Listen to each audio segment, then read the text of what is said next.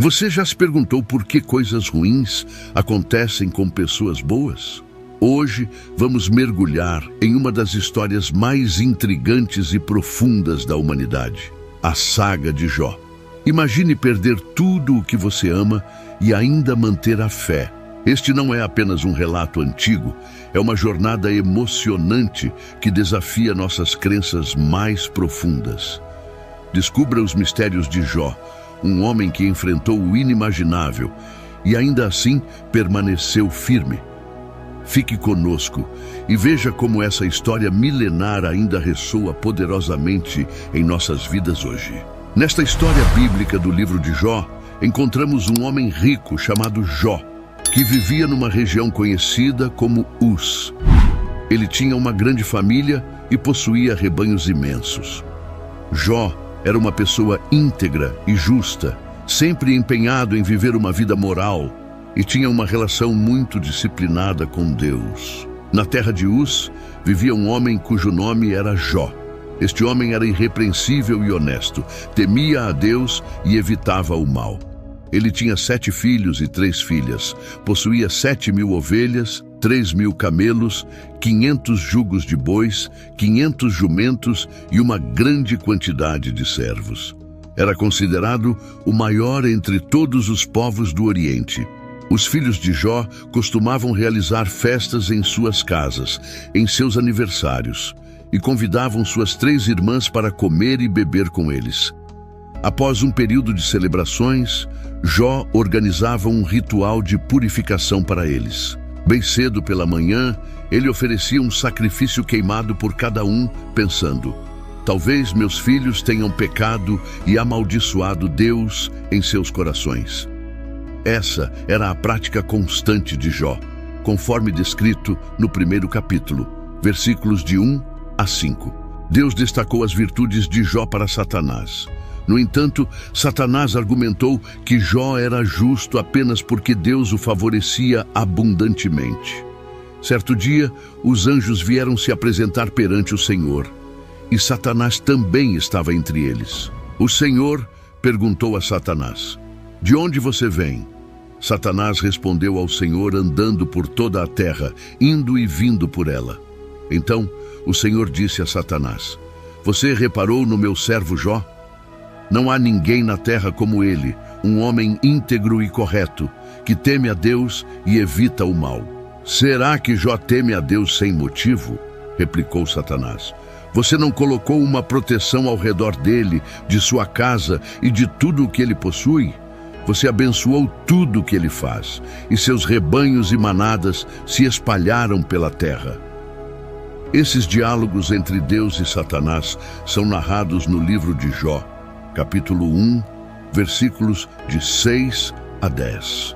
Satanás desafiou Deus, dizendo que se fosse permitido infligir sofrimento a Jó, ele mudaria e amaldiçoaria a Deus.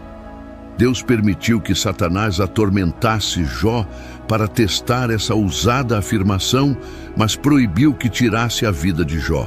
Mas estenda a sua mão e ataque tudo o que ele possui, e com certeza ele o amaldiçoará na sua cara, disse o Senhor a Satanás. Muito bem, então, tudo o que ele possui está em seu poder, mas não ponha a mão sobre o próprio homem. Então, Satanás saiu da presença do Senhor. Estes eventos são descritos no livro de Jó, capítulo 1, versículos 11 e 12. Jó recebeu 4 notícias num único dia, informando que suas ovelhas, servos e 10 filhos haviam morrido, vítimas de invasores ladrões ou desastres naturais.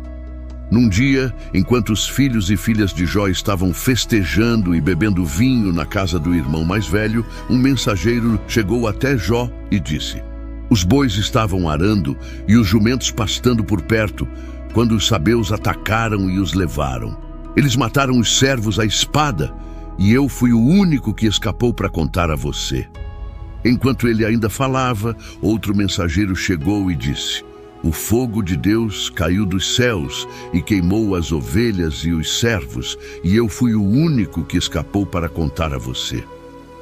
Enquanto este ainda falava, chegou mais um mensageiro. Os caldeus formaram 3 grupos de ataque e deram um ataque surpresa aos seus camelos, levando-os embora. Eles mataram os servos à espada e eu fui o único que conseguiu escapar para lhe informar. Ainda falando, outro mensageiro chegou dizendo: seus filhos e filhas estavam festejando e bebendo vinho na casa do irmão mais velho, quando, de repente, um vento forte veio do deserto e atingiu os 4 cantos da casa.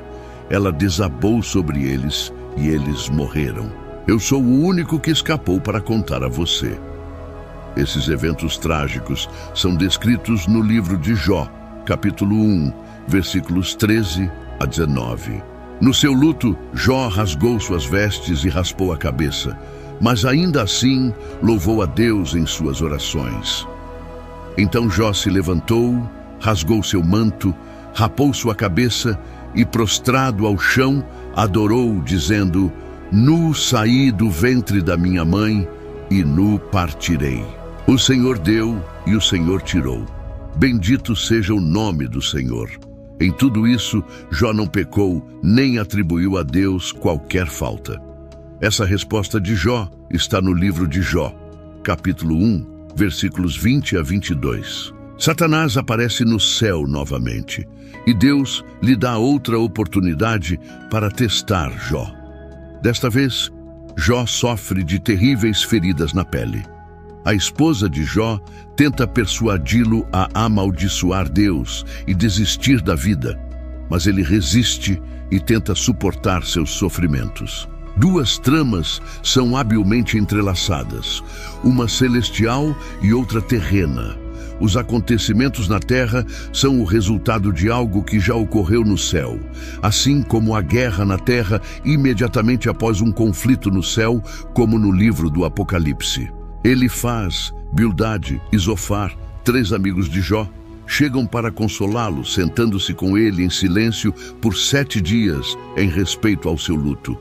Jó fala no 7º dia, iniciando um diálogo no qual cada um dos 4 homens oferece descrições poéticas de seus problemas. Jó amaldiçoa o dia do seu nascimento, comparando a vida e a morte com a luz e a escuridão.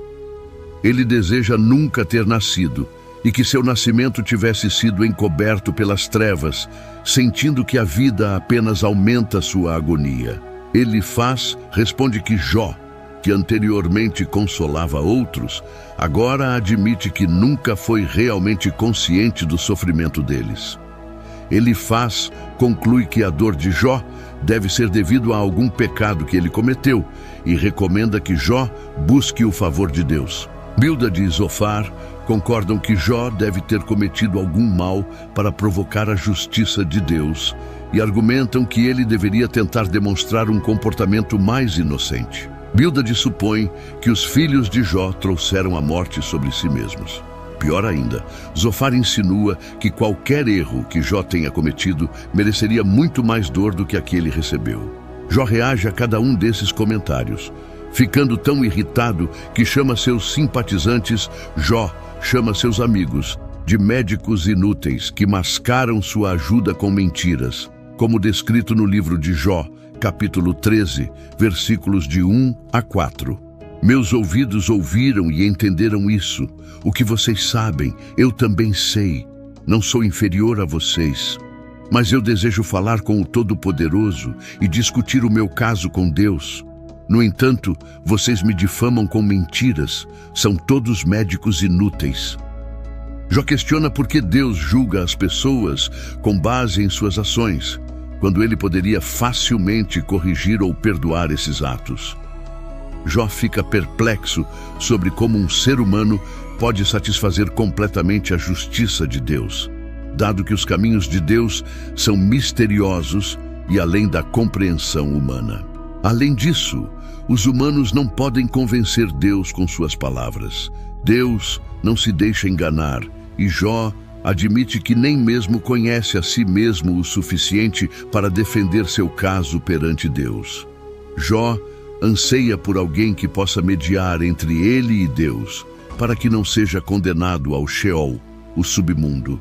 Jó acredita que no céu, Há uma testemunha, o Redentor, que atestará a sua integridade, como ele expressa no capítulo 19, versículo 25. Sei que o meu Redentor vive e que no final ele se levantará sobre a terra. E no capítulo 16, versículo 19, agora mesmo a minha testemunha está no céu, o meu advogado está nas alturas. O sofrimento se torna insuportável para Jó, e ele se torna amargo, ansioso e assustado.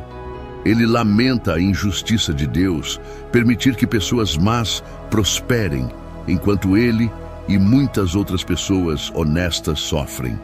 Jó quer enfrentar Deus e protestar, mas não consegue encontrá-lo fisicamente. Ele pensa que a sabedoria está oculta da humanidade, mas resolve persegui-la temendo a Deus e evitando o mal. Eventualmente, Deus intervém no diálogo divino da primeira rodada.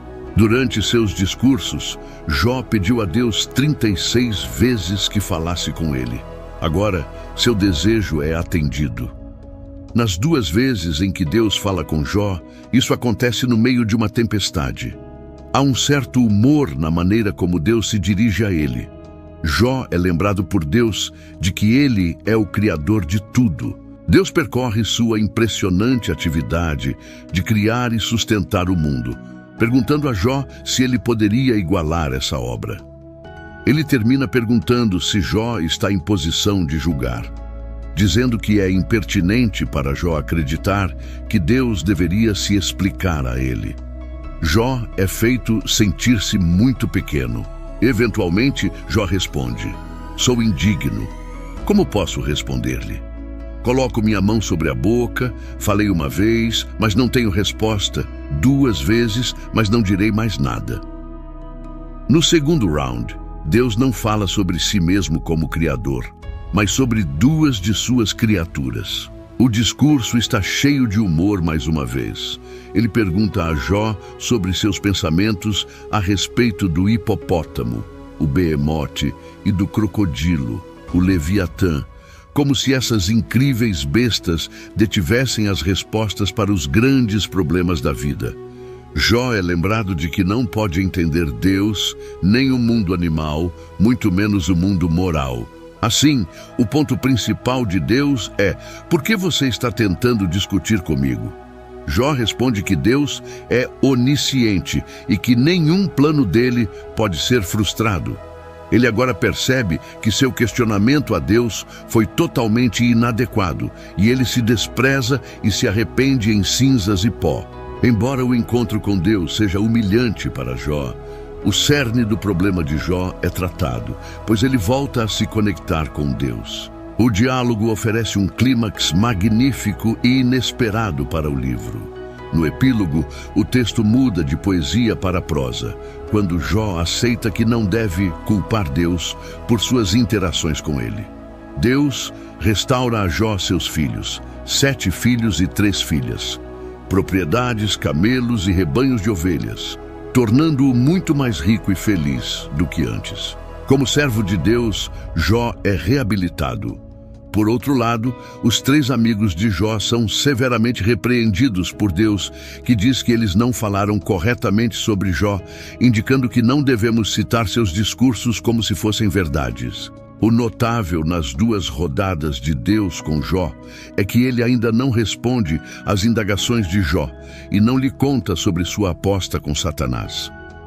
Jó não precisava saber o que estava acontecendo no céu, porque Deus tinha seus motivos para permitir que ele sofresse. Devemos ter em mente uma diferença aguda entre a compreensão judaica deste livro e a cristã. O judeu dos tempos do Antigo Testamento não podia ver os problemas da vida temporal à luz da eternidade. Ele sentia que a justiça de Deus deveria ser vista nesta vida, já que tanto pessoas boas quanto más iam para o mesmo destino, o Sheol, lugar de existência sombria onde os espíritos partidos dormiam. Os cristãos, por outro lado, têm um ponto de vista completamente diferente sobre o sofrimento atual. Eles veem a maior visão do céu à luz da obra de Cristo. O sofrimento neste mundo empalidece em comparação com a vida que nos espera no céu. Consequentemente, há apenas insinuações de vida após a morte ao longo do livro de Jó. Em um momento, Jó declara que encontrará Deus após sua morte. Mas este não é um tema recorrente no livro, e ele não tem ideia de como isso acontecerá. O livro de Jó tem duas tramas principais, a trama divina e a terrena. O livro começa com a trama celestial, a reunião de Deus no céu com Satanás. Satanás era um anjo cuja função era relatar pecados. Ele era o advogado de acusação de Deus, que viajava pela terra para relatar a Deus como eram os seres humanos.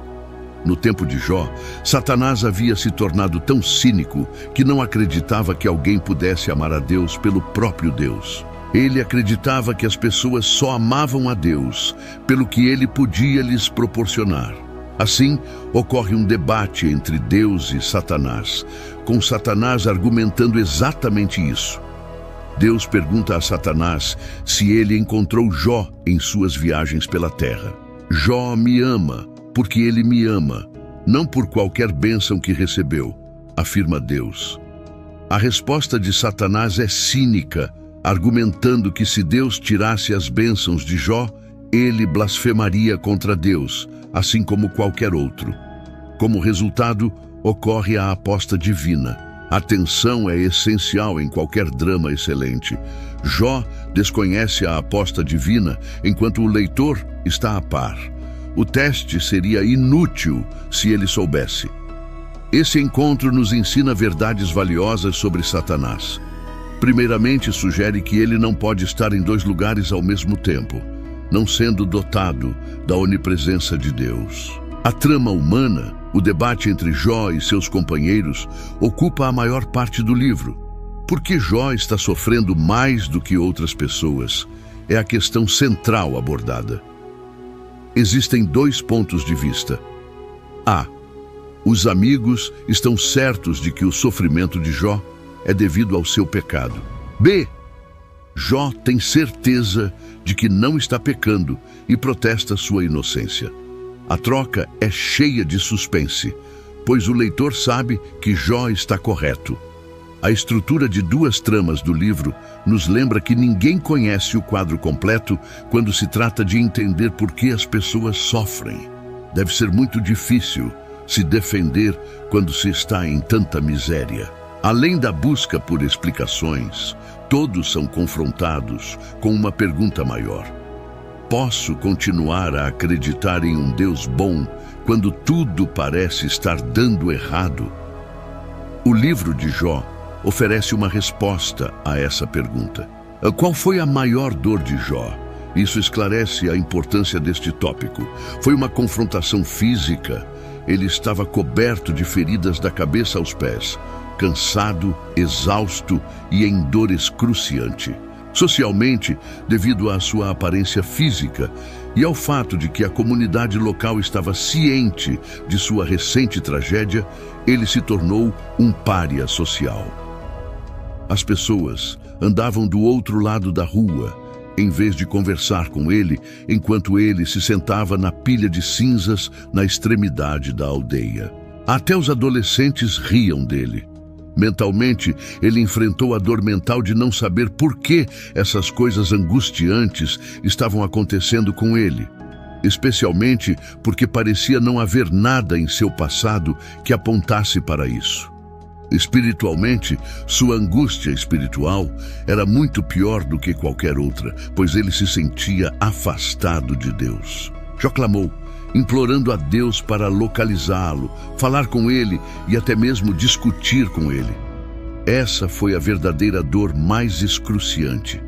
O sofrimento é muito mais agonizante se acreditarmos que Deus está distante e desinteressado. No entanto, quando Jó finalmente conseguiu falar com Deus, as coisas não aconteceram como planejado. Para os cristãos, o livro de Jó pode ser visto no contexto do Novo Testamento. 1. Deus permitiu que Satanás provocasse a morte de Jesus na cruz, com o próprio filho perguntando, "Meu Deus, por quê?" Assim como com Jó, Deus não explicou por quê. Isso sugere que até o Filho de Deus perdeu o contato com o propósito de seu sofrimento sob a intensidade do tormento da crucificação. 2. O cristão entende que a vida continua além da morte. Os problemas do sofrimento não precisam ser resolvidos nesta vida. É interessante notar que na versão grega do livro de Jó, um versículo adicional foi acrescentado, afirmando que ele, Jó, ressuscitará com aqueles que o Senhor ressuscitar. 3. Essa esperança de ressurreição nos lembra que haverá uma reivindicação final de Jó. Os cristãos acreditam que Jesus retornará para julgar os vivos e os mortos no final dos tempos. Um dia haverá uma cena de tribunal em que Jesus se sentará como juiz, e todas as pessoas más e piedosas que já viveram estarão diante de seu trono para serem julgadas de acordo com suas ações no corpo. Então, tudo pelo que Jó ansiou está prestes a se tornar realidade. A justiça de Deus será aplicada a toda a raça humana em uma reivindicação pública de justiça. Acabamos de explorar as profundezas da história de Jó, uma jornada de fé, sofrimento e redenção que toca a alma e desafia nossa compreensão. Se você se sentiu inspirado, intrigado ou até mesmo questionando, saiba que há muito mais a descobrir. Cada história que compartilhamos aqui é uma nova oportunidade de olhar para dentro de nós mesmos e para o mundo ao nosso redor. Não perca nenhum momento dessas explorações fascinantes. Inscreva-se agora. Dê um like se você se conectou com a história de hoje e compartilhe nos comentários como ela impactou você. E não se esqueça de compartilhar este vídeo com alguém que, como você, ama desvendar os mistérios da vida e da fé. Juntos, vamos continuar essa jornada de descoberta e inspiração. Obrigado por assistir e até a próxima. E enquanto fechamos mais um capítulo juntos, eu sei que algumas questões podem ainda ecoar em sua mente. Você pode estar se perguntando como pode navegar pelas complexidades da vida espiritual e desbloquear um caminho de abundância e bênçãos. A jornada é desafiadora, mas você não precisa caminhar sozinho.